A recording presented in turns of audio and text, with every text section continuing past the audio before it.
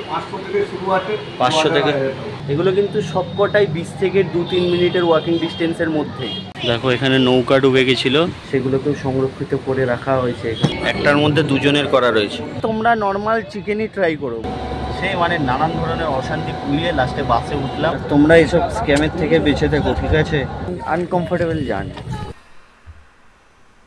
তো আগের পর্বে তোমাদেরকে দেখিয়েছিলাম যে কিভাবে তোমরা 1000 টাকায় একদিনের দীঘা ভ্রমণ করবে। সাথে তোমাদের কথাও দিয়েছিলাম যে আজকে কিছু বাজেট ফ্রেন্ডলি হোটেলের সন্ধান দেবো তোমাদের। তো হোটেলের সন্ধান তো দেবই, সাথে এই পর্বে বাঙালিয়ানা রেস্টুরেন্টের মধ্যে অন্যতম কষে কষার এক্সপিরিয়েন্স, দীঘায় আমার সাথে হওয়া একটা ছোট্ট স্ক্যাম, আর দীঘা থেকে কলকাতার আর একটা লাক্সারি এসি বাস জার্নির এক্সপিরিয়েন্স সবটাই শেয়ার করবো এই ভিডিওতে। তো বস, ভিডিওটা কিন্তু পুরো দেখতে হবে। সাথে যদি ভিডিওটা ভালো লাগে তাহলে অবশ্যই মনে করে একটা লাইক করে দিও। তো চলো দেরি না করে এবার শুরু করা যাক। গুড মর্নিং ভাই লোক, আজকে হচ্ছে 21 জুলাই আর আজকে আমরা দীঘা থেকে চেক আউট করবো সকালবেলা 10টার সময়।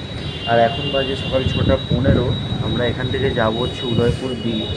অ্যাকচুয়ালি স্নান করতে যাবো, কারণ এখানে স্নান করা যাচ্ছে না এখন কয়েকদিন ধরে। আর আমরা একটু ফ্রিলি জায়গাতে স্নান করতে চাই। তো উদয়পুর বিচটা একটু বড় আছে, ওই জন্য উদয়পুর বিচে যাবো স্নান করতে। বাকি এই যে সমুদ্র দেখা যায় এখান থেকে। চলো একেবারে চেক আউট করার সময় দেখা হবে, আর নয়তো সমুদ্র থেকে এসে দেখা হবে। তো ভাই লোক, সমুদ্র থেকে এসে জাস্ট ফ্রেশ হয়ে বেরোলাম। তো এবার চলো তোমাদের সাথে কথা বলিয়ে দিই আমাদের হোটেলের যে ম্যানেজার আছে তার সাথে। রুমের কি রেট আছে, কোন রুম কেমন প্রাইস, 4 জনের জন্য কি রুম আছে, 6 জনের জন্য কি রুম আছে, সব কিছু কথা বলে দিচ্ছি দাদার সাথে। তো এই যে আমাদের হোটেলের ম্যানেজার কাকু, চলুন কথা বলে নিই। তো কাকু, তোমাদের হোটেলের নাম বলো। হোটেল ফারিজা। আর একটু নাম্বারটা বলে দিও। 731 939 11 60। আচ্ছা 60, সরি, আমি ডেসক্রিপশানে দিয়ে দিলাম আর স্ক্রিনেও দিয়ে দিলাম। আর বলছি তোমাদের এখানে রুম কত থেকে শুরু হয়, মানে কেমন কি প্রাইস থেকে? দেখেন এখানে আমাদের যে রুমের ব্যাপারটা হচ্ছে, হ্যাঁ রেট একটা থাকে, হ্যাঁ ডাইনামিক রেট। হ্যাঁ, আজকে আর যেটা আছে কাল সেটা থাকে না। ও একটা ইকোনমি 500 থেকে শুরু আছে। 500 থেকে, আচ্ছা 500 থেকে 2000 2500। যদি মানে ধরো গ্রুপে আসে 6-7 জন, তাহলে তোমাদের 6 বেডের এরকম ইসে পাওয়া যায়, রুম পাওয়া যাবে। 8 বেড পাওয়া যায়, 8 বেড পর্যন্ত পাওয়া যায়। আচ্ছা 500 থেকে শুরু, আর নন এসি 500 থেকে শুরু, আর এসি 1100 থেকে শুরু। আর যদি কেউ 6 বেডের এসি চায় সেগুলো কেমন? আচ্ছা 2022। আচ্ছা ঠিক আছে। 6 বেডেও আমাদের ভ্যারাইটি আছে, ফল সিলিং লাইটিং দেওয়া ঘর আছে, হ্যাঁ সিম্পল ঘর আছে, হ্যাঁ আচ্ছা এসি অনেকে সবগুলো। আচ্ছা ঠিক আছে, ধন্যবাদ। তো তোমরা শুনে নিলে, কাকু বলে দিল তোমাদেরকে। এখানে এবার তোমরা 500 টাকা থেকে শুরু হয়ে যাবে এখানে রুম প্রাইস। তোমরা হাইস্ট 2000 পর্যন্ত যেতে পারো। তো চলো এবার এখানেই আরও কয়েকটা হোটেল ঘুরে দেখাই তোমাদেরকে। একটা বাজেট ফ্রেন্ডলি হোটেল, এখানে তোমরা এসে ভালো মতো থাকতে পারবে কম খরচার মধ্যে। তো পরবর্তী যে হোটেলটায় আমি গিয়েছিলাম, হোটেল নন্দন, ঠিক আমার হোটেলের উল্টো দিকেই। তো সেই দিন ওই হোটেলে ম্যানেজার বাবু ছিলেন না। তো যিনি ডিউটিতে ছিলেন তার থেকে কিছু ডিটেলস নিয়েছিলাম, আর তিনি ক্যামেরায় কমফোর্টেবল না বলে ভিডিও করিনি। কিন্তু এই হোটেলেও কিন্তু তোমরা এসে থাকতে পারো। এখানেও তোমরা 500 থেকে single bed non AC room পেয়ে যাবে। আর এখানে যেটা আমায় আশ্চর্য করলো, এই হোটেলে কিন্তু তোমরা নন এসি 6 বেডেড রুম 1200 টাকায় পেয়ে যাবে অফ সিজনে। আর এসি সিঙ্গেল বেডেড রুম এখানে কিন্তু 1000 টাকা থেকে শুরু। বাকি আমি জানি এর থেকেও কমের হয়তো হোটেলের ভিডিও ইউটিউবে তোমরা 1000 পেয়ে যাবে, কিন্তু আমি যেগুলো দেখাচ্ছি সেগুলো কিন্তু একদমই সি থেকে 2 মিনিট ওয়াকিং ডিস্টেন্সের মধ্যে। তাই এগুলোর রেঞ্জও মোটামুটি ওই 500 থেকে স্টার্ট। তো পরবর্তী আমি চলে গেছিলাম হোটেল শ্রীনিকেতনে, যেখানে হোটেলের প্রাইস কত কি চলো শুনে নেওয়া যাক। আচ্ছা দাদা, আপনার হোটেলের নাম বলুন। হোটেল শ্রীনিকেতন। শ্রীনিকেতন, হোটেল শ্রীনিকেতন, নাম্বারটা বলে দিন একবার। 9674006358। আচ্ছা, তো এখানে রুম কত টাকা থেকে শুরু? আমাদের সিজন অনুযায়ী রেট হয়। হ্যাঁ ডাইনামিক রেট থাকে সেরকম। হ্যাঁ আচ্ছা, মানে যখন আনসিজন থাকে আনসিজনের মতো রেট নেই, যখন সিজন থাকে সিজন। তাও কত টাকা থেকে পাওয়া যায় শুরু নন এসি? স্টার্টিং হচ্ছে ম্যাক্সিমাম 500 সিঙ্গেল বেডগুলো। সিঙ্গেল বেডগুলো 500 থেকে স্টার্টিং। আচ্ছা, এখানে কি ফ্যামিলি থাকতে পারবে এই রুমে? একজন ফ্যামিলি থাকতে পারবে। আর সিঙ্গেলদের জন্য দেন আপনারা রুম, মানে কেউ যদি সিঙ্গেল আসে তারা থাকতে পারবে না? এসি কত থেকে স্টার্টিং আপনাদের? 1500, ম্যাক্সিমাম 1500। আচ্ছা, আর আপনাদের এখানে ধরুন গ্রুপে যদি কেউ আসে 6 জন 8 জন 10 জন, তো এরকম ব্যবস্থা আছে আপনাদের? ডবল বেড থাকলে ওই 6 জন। আচ্ছা। আর ধরুন 9 জন এরও কারো, হ্যাঁ, তাকে হ্যাঁ। একটা ডবল বেড একটা সিঙ্গেল বেড নিতে হবে। আচ্ছা, ডবল বেড একটা সিঙ্গেল বেড। একটা ডবল বেডে মোটামুটি 6-7 জন থাকতে পারে ইজিলি। আচ্ছা, ঠিক আছে, ধন্যবাদ। ওইটা হচ্ছে ওলদিঘা মোড়, ওখান থেকে সিধা হেঁটে আসবে এখানে। এখান থেকে সি বিচ ওয়াকিং ডিস্টেন্সে 3 থেকে 4 মিনিট লাগবে। আর এই যে হোটেলগুলো আমি তোমাদেরকে দেখাচ্ছি, এগুলো কিন্তু সবকটাই 20 থেকে 2-3 মিনিটের ওয়াকিং ডিস্টেন্সের মধ্যে। আর বলে রাখি, আজকে রবিবার, সবই হোটেলে অলমোস্ট গেস্ট আছে, তো রুম দেখানো পসিবল নয় আজকে। আমি ম্যানেজ করার চেষ্টা করলাম, কিন্তু কোনো হোটেলেই হচ্ছে না। তো যে সন্ধানগুলো আছে, আমাদের হোটেলটা তো তোমরা দেখলেই, বাকি যে হোটেলগুলো আছে সেগুলো একটা আন্দাজা তোমাদেরকে দিয়ে দেবো আমি। তো ভাই লোক জাস্ট বেরালাম। এই যে পিছনে হোটেলটা দেখছো, হোটেল আশীর্বাদ থেকে। আর ওনারা ভিডিও চান না করতে, তো ওই জন্য আমাকে পার্সোনালি বললেন যে কত টাকা দিয়ে রুম শুরু হয়। তো এখানে তোমরা 600 টাকা থেকে নন এসি রুম পেয়ে যাবে। আর এসি রুম সিজনে 1500 টাকা করে থাকে, আর অফ সিজনে মানে ধরো স্যাটারডে সানডে এলে 1500 হাই রেট। অবভিয়াসলি ওই দিনে পিক বেশি থাকে, বাকি অন্যান্য দিন এলে তোমরা 1000-1100 টাকাতেও পেয়ে যাবে। আর এই হোটেল কিন্তু আজকের জন্য ফুল বুক রয়েছে, একটাও রুম খালি নেই।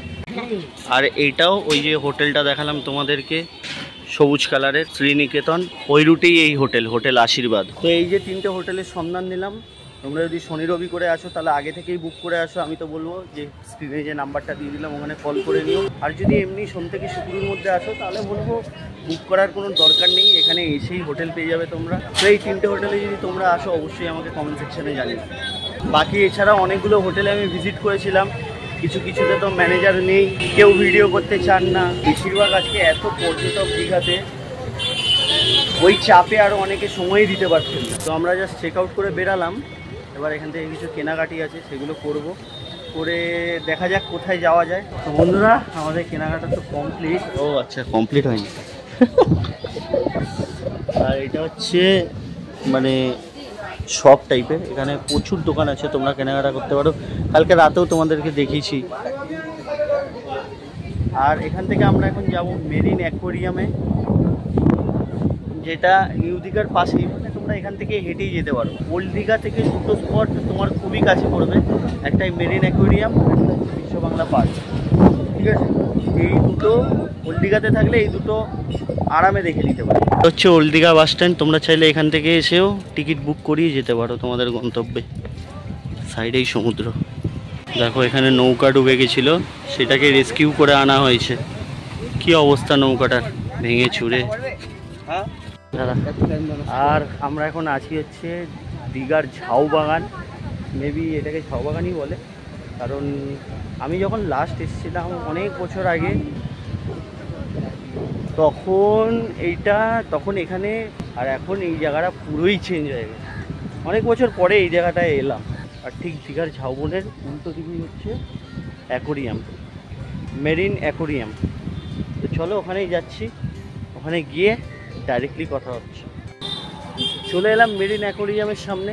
এই যে মেরিন অ্যাকোরিয়াম, এদিকে এইটা হচ্ছে গেট। আর বলে রাখি, এইটা দেখতে গেলে যে আজকে তোমাদেরকে 2টো দিন রাখতে হবে এরকম কোনো ব্যাপার না, তোমরা প্রথম দিনই এইটা দেখে নিতে পারো। শুধু আমাদের হাতে টাইম ছিল, আজকে আমাদের দুপুরের বাস ছিল বলে আমরা এটাকে আজকের জন্য রেখেছিলাম। তো এটা তোমরা ডে টু ডে এসে ঘুরে যেতে পারো। তো বন্ধুরা, তোমাদেরকে জানিয়ে রাখি, এখানে কিন্তু ফটোগ্রাফি নিষিদ্ধ। আর এখানে, কারণ এটা গভর্নমেন্ট অফ ইন্ডিয়ার আন্ডারে পড়ে, আর এখানে তোমরা অনেক ধরনের অ্যাকোরিয়াম, অনেক সামুদ্রিক মাছ, সামুদ্রিক জীব, যে মাছগুলো এখন প্রায় অবলুপ্ত হয়ে গেছে সেসব মাছ এখানে দেখতে পাবে। সাথে অনেক সামুদ্রিক কোরাল, শামুক, আর যেসব মাছ অবলুপ্ত হয়ে গেছে সেসব মাছেদের কিছু বডি পিস, যেমন যে হাড্ডি গুড্ডি ছিল, সেগুলোকেও সংরক্ষিত করে রাখা হয়েছে এখানে, তোমরা এসে দেখতে পারো। আর এটা দেখো, স্কেলিটন অফ ব্রাইডস ওয়েল, কত বড়।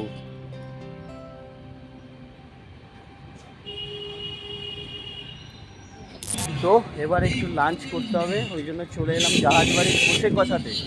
এই যে উল্টো দিকে জাহাজবাড়ি, সেদিন সকালবেলা এখানেই নেমেছিলাম। আর এই জাহাজবাড়ির ভিতরেই কোষে কষা আছে, তোমরা গিয়ে খেতে পারো। এইদিকে এই যে জাহাজবাড়ি, আর ওই যে কোষে কষার বোর্ড। তো চলো দেখি, খাবার আজকে একটা ফুড ব্লগিং হবে জোরদার। এই হচ্ছে কোষে কষা, চলো যাওয়া যাক।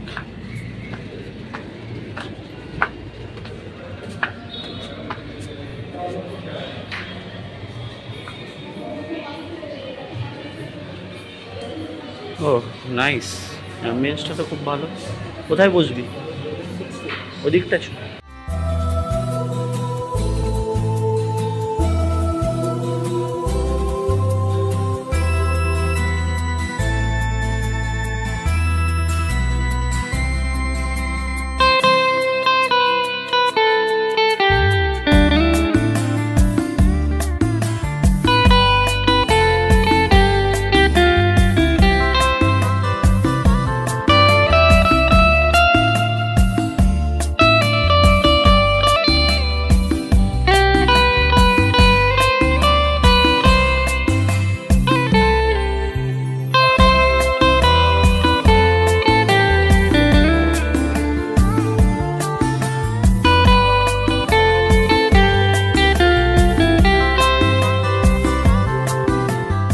তো ভাই লোক চলে এসেছি কুশি কষাতে, আর এখানে এসে অর্ডার দিলাম বাসন্তী পোলাও, অর্ডার দিলাম মটন কষা, মটন কষা, চিকেন মশলা,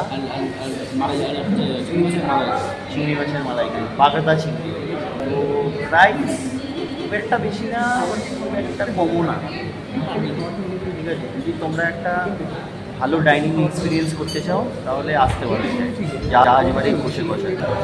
এটা হচ্ছে পোলাও, এটা মটন, আর এটা হচ্ছে চিংড়ি, এটা হচ্ছে চিকেন। মটন আমরা দুটো নিয়েছি, পোলাও এইটা কিন্তু 4 জনের আছে, একটার মধ্যে 2 জনের করা রয়েছে।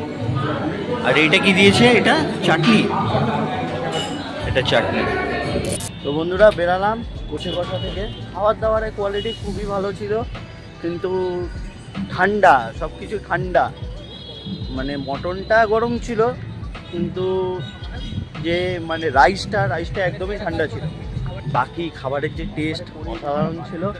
আমরা সবচেয়ে বেশি ভালো আমার লেগেছে চিংড়ি মাছটা, ওটা মানে আউটস্ট্যান্ডিং ছিল। মটনটাও ভালো ছিল, কিন্তু চিকেনটা তোমরা নর্মাল চিকেনই ট্রাই করো, মানে যে হান্ডি চিকেন, কড়াই চিকেন যেগুলো হয় সেগুলো ট্রাই করো, ওগুলো আরও বেটার। তো চলো এবার যাওয়া যাক। আমাদের বাস আছে 3টের সময়, আর এখন 2টো বেজে গেছে অলরেডি।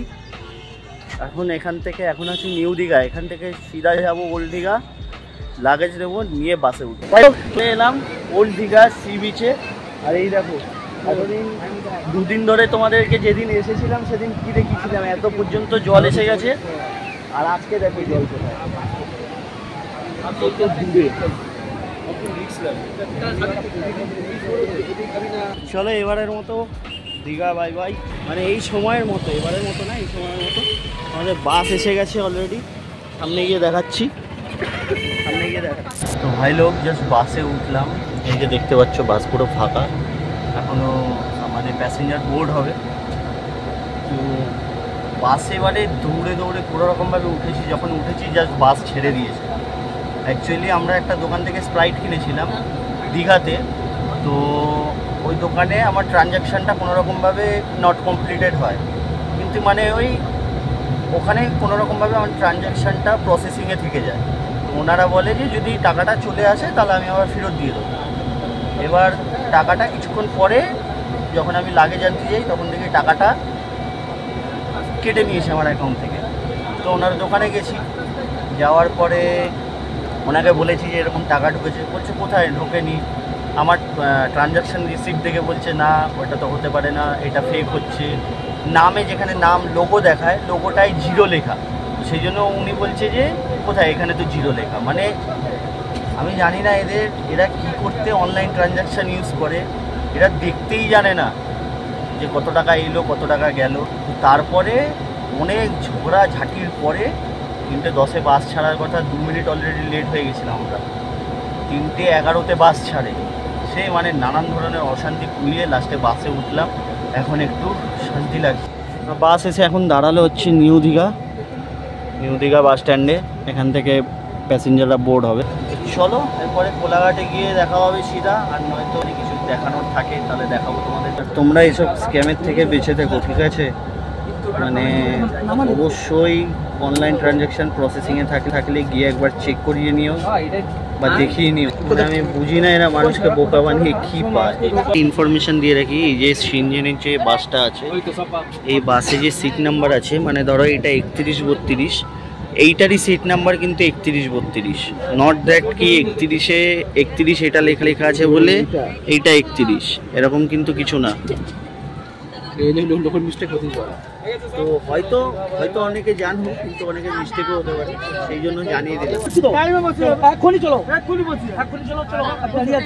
এই দেখো বাসের এই অবস্থা, উইদাউট টিকিটে এনারা উঠে গেছেন। সময় বলে দিয়েছি যে এই সিটটা হবে, তারপরে ও বলছে যে কোনো সিট দিলে আমি চলে যাবো। কি সমস্যা!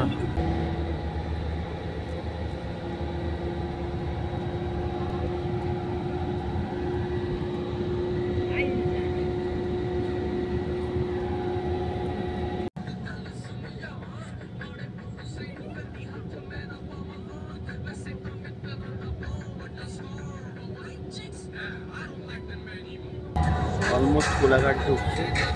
কোলাঘাটের ব্রিজ যখন ছাড়াবে তখন তোমাদেরকে কোলাঘাট ব্রিজ দেখাচ্ছি।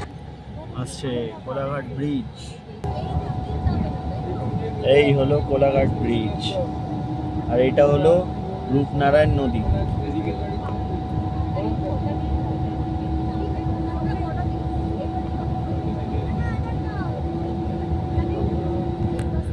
আর ওইদিকে সে রেল ব্রিজ, যেটা তোমরা ট্রেনে যেতে যেতে দেখো।